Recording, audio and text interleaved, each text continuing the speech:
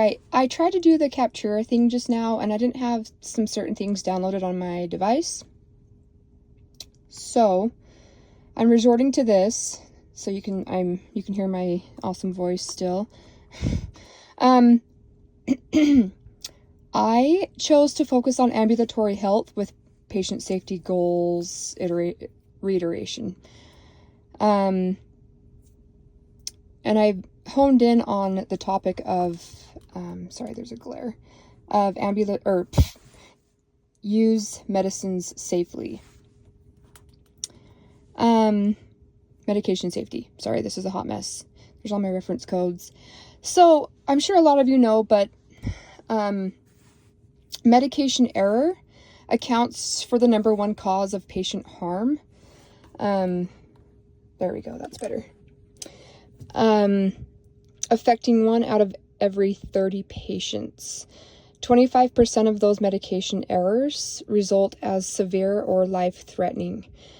So I focused on medication error because this is such a prevalent thing, unfortunately, and, it's not ever intentional, but it happens. Sometimes it leads to, like it says, life-threatening, or severe consequence of the, error, and we don't want that. So to protect your patients as well as your license, what can we do as nurses to ensure that these don't happen? First is clear labeling of medications. Before a procedure, label medicines that are not labeled. So this includes like IV bags, cups of pills, medication drawn up in a syringe. I know a lot of times in the emergency department with my capstone, I noticed my preceptor was doing that a lot, which I really don't have the opportunity to do that because I have like maybe 4 or 5 patients where I work, but everything's kind of more one at a time instead of very multitasking. So she would ensure that those were labeled with the what medication it was and just the room number on there in case anything happened. There was also another time where in the ER we found Dilaudid that had not been drawn up. The Dilaudid was in a little cup and then the syringe next to it, and it had not been drawn up and there was no information. So they had to do a report on that because no nurse was owning up to it. So double check the patient information. Review patient's medical history, allergies, and current medications prior to administration of new meds. I can't tell you how many times I have gone to give a medication on my unit, and there have been issues that I have caught with current medications being taken. Whether that is medications that are in the same class of other ones that would, cause harm to their kidneys, or maybe they're taking medications that interact with the efficacy of an antibiotic, just kind of to name a few. You can ensure accurate patient identification as well using 2 identifiers. Pretty simple: name, date of birth. If you make that a habit, it becomes pretty second nature once you start doing it. Next, clear communication. It is important to ensure continuity of patient medication information between staff. The nurse on shift needs to ensure that patient medication record is updated and any questions with medication orders are addressed with the physician. When giving any instruction to the patient regarding medication, ensure to use clear and concise language.